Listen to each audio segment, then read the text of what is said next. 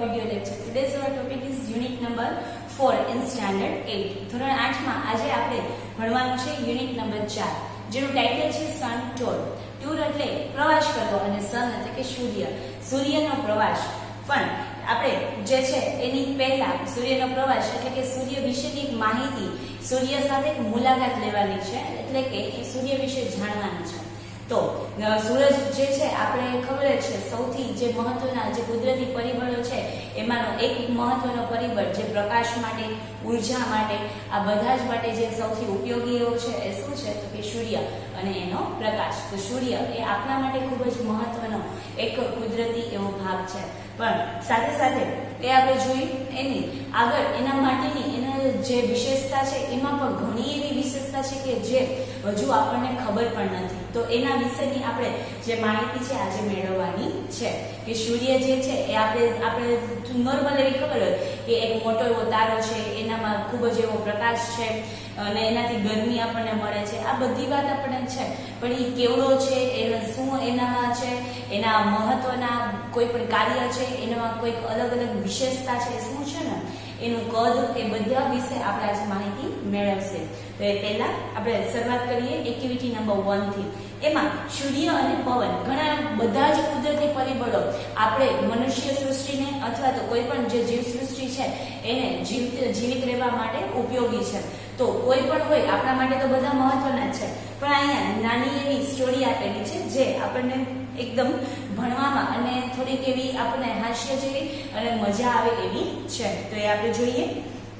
તો નીચે activity number 1 તમારા પેજ નંબર 30 ઉપર છે, 30 ઉપર. તો જોઈએ. Your teacher will read the story, listen to her, than read the story silently. તમારા જે શિક્ષક છે એ વાંચશે અને સમજાવશે, તમારે પણ સાથે સાથે શાંતિથી વાંચવાનું છે અને સમજવાનું છે.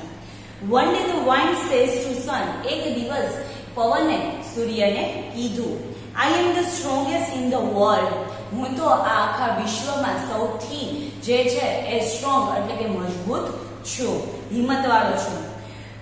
I can અપરૂટ trees. હું જે છે અપરૂટ, રૂટ એટલે મૂળ અને અપરૂટ એટલે મૂળમાંથી કાઢી નાખું. હું તો એટલો શક્તિશાળી છું, એટલો મજબૂત છું કે જેથી આ જે મોટા મોટા વૃક્ષો હોય ને એને પણ હું અપરૂટ એટલે કે મૂળમાંથી ખેંચી કાઢું છું. આવું કોણ કહે છે? પવન, વાઇન્ડ. કોને કહે છે તો કે સૂર્યને. I can blow of roofs and. પોતાની વાત જે છે હજી અધૂરી છે, એન્ડ એમ કરીને આગળ વધે છે. શું કે છે? આઈ કેન બ્લો એટલે કે ફૂંકાવું, ઓફ રૂપ્સ એન્ડ. હું જે છે એ છાપરાને પણ ઉડાડી દઉં છું અને એમ કરીને વાત અધૂરી રહી જાય છે. ફરીથી એક દિવસ પવને સૂર્યને કીધું, હું તો આખા વિશ્વમાં ખૂબ જ શક્તિશાળી છું. મોટા મોટા જે વૃક્ષો છે એને પણ હું એના મૂળમાંથી ખેંચી કાઢું છું અને જે મોટા મોટા છાપરાઓ હોય એને પણ ઉડાડી દઉં છું અને એમ કરી એની વાત અધૂરી રહી જાય છે. Oh I see, do one thing, look at the man. તો સૂરજ જે છે એને એની સાથે શરત લગાવવા માટે, એને સારી રીતે પાઠ ભણાવવા માટે કહે છે કે ઓ સાચે તો તું, આઈ સી, ઓ હશે, ડુ વન થિંગ, શું તને ખબર છે, લુક એટ ધેટ મેન, પેલો જે એક માણસ છે એ જોવે છે, તું તો જોઈ શકસ. Can you make him take off his coat. એ માણસે જે કોટ પહેર્યો છે એને ટેક ઓફ એટલે કે કાઢી નાખવો. તો તું તારા જે શક્તિ છે એ શક્તિનો ઉપયોગ કરીને તું આ માણસનો કોટ છે એને ઉતરાવી શકીશ. The sun said. આવું કોને કીધું તો કે સૂર્યએ. કારણ કે પવન જે છે પોતાના વખાણ બહુ કરતો હતો કે હું તો શક્તિશાળી છું, ઝાડને પણ કાઢીને ફેંકી દઉં છું, છાપરાને પણ ફેંકી દઉં છું. તો જે છે તો કે તું આ સૂર્ય છે કે તું આવું કહેશ તો તું બોલો માણસને જોઈ શકસ. એને જે કોટ પહેરેલો છે તો તું તારી શક્તિથી વાપરીને એનો જે કોટ છે ઉતરાવી શકીશ. ઓ yes, that's a very easy, you watch. અરે પવન કે એ તો ખૂબ જ સહેલું છે, તું જો. The wind blows harder and harder. અને એમ કહીને પવન જે છે એ ઝડપથી અને ખૂબ જ ફૂંકાવા લાગે છે. But the man wraps himself tightly. પણ જે માણસ છે એને શું કર્યું, આટલો જે ઝડપથી છે એ ઝડપથી પવન ફૂંકાવા લાગ્યો એટલે પોતાની જે સેલ્ફ એટલે કે પોતાની જાત જે છે ટાઇટલી એટલે એકદમ મજબૂતથી શું કરી તો કે એને બાંધી દીધી. એકદમ ટાઇટલી જે છે પોતાની જાતને અકડીને ઊભો રહી ગયો. જે તમે ચિત્રમાં જોઈ શકો છો. Finally the wine stops, now let me try. અને પછી શું થયું તો આવી રીતે ગમે એટલું એને જેટલી શક્તિ હતી બધી વાપરી નાખી પવને, પણ જે માણસ છે એ ટાઈટલી ઊભો રહે છે, એનો કોટ છે એ કાઢતો નથી. પછી સૂર્ય શું કહે છે, નાવ સ્ટોપ, હવે તું ઊભો રહી જા. નાવ લેટ મી ટ્રાય, મને ટ્રાય કરવા દે, મને પ્રયત્ન કરવા દે. સેડ ધ સન, સૂર્યએ કીધું. The sun shines brighter and brighter. અને એમ કરીને હવે કે મારો વારો, પવનને કીધું હવે તારો વારો પૂરો, હવે મને ટ્રાય કરવા દે કે હું જે છે એને કોટ કાઢવા માટે કરાવી શકીશ, કોટ કઢાવી શકીશ. તો કે પછી શું કર્યું, સૂર્ય જે છે એ મોર બ્રાઇટર એન્ડ બ્રાઇટર, એટલે કે ખૂબ જ એવો પ્રકાશિત થવા લાગ્યો, એનું જેટલું તાપમાન હતું એ વધારવા લાગ્યો. The man takes off his coat and sits under a tree. અને આ તાપમાન વધ્યું એટલે શું થવા લાગે, એને માણસે કોટ પહેર્યો હતો તો કોટને લીધે એ માણસને ગરમી થવા લાગી, અને ગરમી થઈ એટલે એને કોટ છે ઉતારી નાખ્યો અને ક્યાં બેઠો તો કે ઝાડ નીચે બેસી ગયો. You win, you are stronger than I am.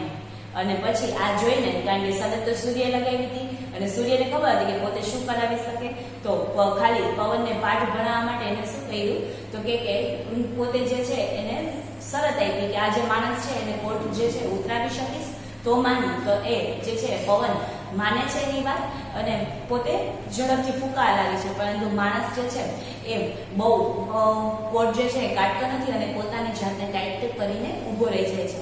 પછી જે સૂર્ય છે એનો વારો આવે છે અને એ પોતે વધારે ને વધારે પ્રકાશિત થાય છે અને આ પ્રકાશિતને લીધે ગરમીનું પ્રમાણ વધે છે. એટલે જે માણસ હતો પોતાના કોટ ઉતારી ક્યાં બેસી જાય છે તો કે ઝાડ નીચે.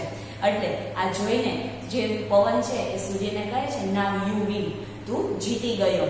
You are stronger than I am, તું મારા કરતા વધારે સ્ટ્રોંગ છે, શક્તિશાળી છે.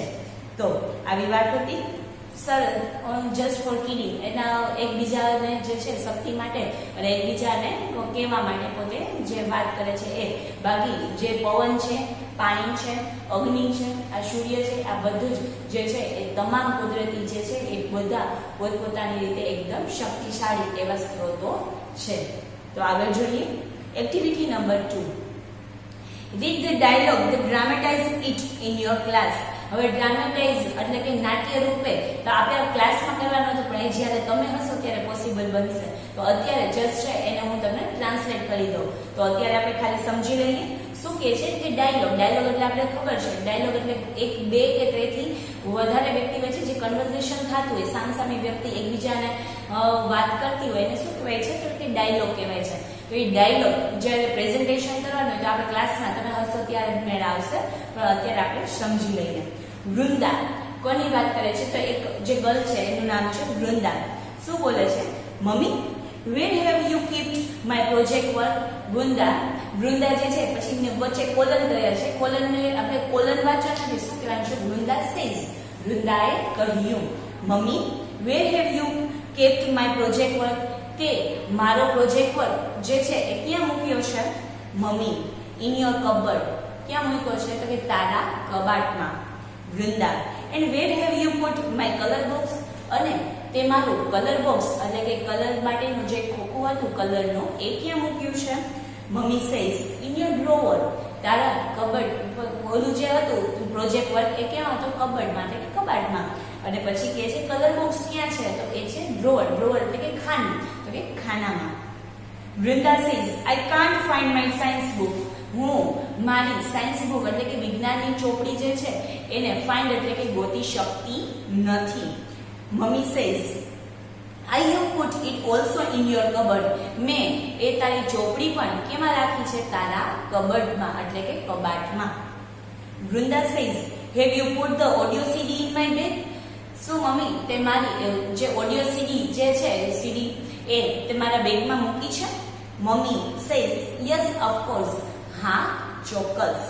Vrinda says and what have you done to my box, અને તે મારા ખોખામાં એટલે બીજી રીતે કેવું હોય તો કે જે બોક્સ જે છે એના માટે તે શું કર્યું છે. Mummy box, which box, what has happen to you Vrinda, box ખોખું, કયું વળી ખોખું, તેને શું થયું છે વૃંદા. વોટ હેપન વૃંદા, તો કે શું થયું છે વૃંદા.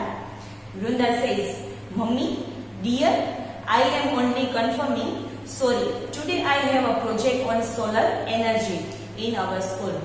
Sorry મમ્મી, એટલે શું કહે છે કે મમ્મી મારી વહાલી મારે હું જસ્ટ કન્ફર્મિંગ એટલે કે હું ચોક્કસ એટલે કહેતી હતી એટલે કે હું ચોકસાઈ કરતી હતી કે જસ્ટ પૂછતી હતી કે સોરી મને માફ કરજે, today I have a project on a solar energy. એટલે સોલાર એનર્જી માટેનો પ્રોજેક્ટ હતો એટલે બધી વસ્તુ કન્ફર્મેશન કે બધું એનો જે બેગ છે કે એ વસ્તુ આવી ગઈ છે ને અને પોતે ન હોય એ વસ્તુ એમાં મૂકી દે એટલા માટે કે હું કન્ફર્મ કરતી હતી એટલે ચેક જે છે એ ચેક કરતી હતી.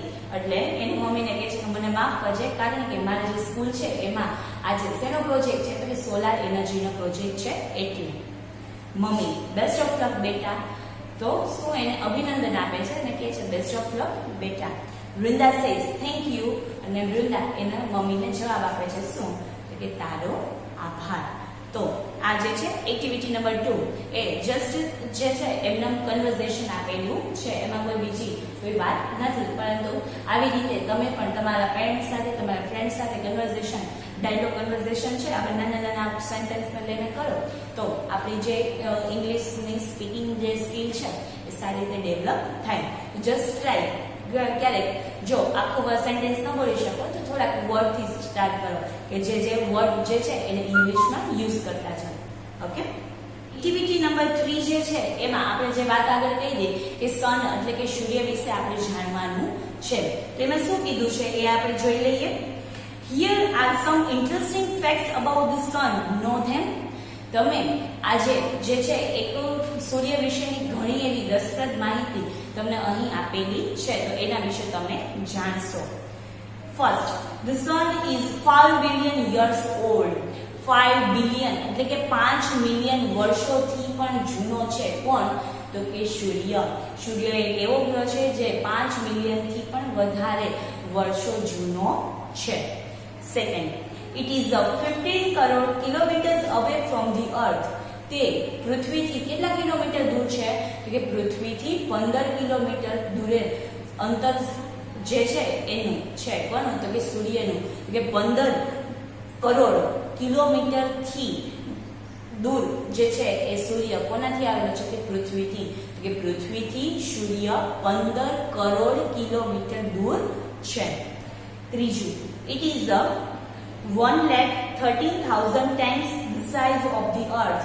તે 1,30,000 ગણો પૃથ્વીથી મોટો છે. વિચાર કરો આપણી જે પૃથ્વી છે એના કરતા માત્ર કોઈ એક ગણો કે બે ગણો નહીં, 1,30,000 ગણો જે એની સાઈઝ છે એવડી મોટી છે. બીજી વાત જે આપણે કીધું છે એ 15 કરોડ કિલોમીટર જે છે એ દૂર આવેલો છે, છતાંય આપણને અહીંયા જ્યારે છે ઉનાળામાં કે એમાં સૌથી વધારે આપણને તાપ લાગે છે. કારણ તો આપણે એ વસ્તુને વિચારી શકીએ તો એની એટલી જેમ જેમ એના નજીક જાય એનું અંતર જેમ જેમ આપણે કાપતા જાય તો આપણને જે છે ગરમીનો એનો જે આભાસ છે કેટલો થતો હશે. તો આ વસ્તુ વિચારવા જેવી છે કે 15 કરોડ કિલોમીટર અંતર હોવા છતાં આપણને આટલું તાપમાન મળે છે તો એનામાં ખુદમાં કેટલું તાપમાન હશે. બીજી વાત કે પૃથ્વીથી કે કંઈ થોડા એવા ગણો નહીં પરંતુ 1,30,000 ગણો મોટો છે. Number 4, it is just like a hydrogen bomb. એ માત્ર ખાલી પ્રકાશનો ગોળો નથી, એક હાઇડ્રોજન બોમ્બ હોય ને સૌથી મોટો હાઇડ્રોજન બોમ્બ હોય ને એવો લાગે છે. It produced energy by converting hydrogen into helium.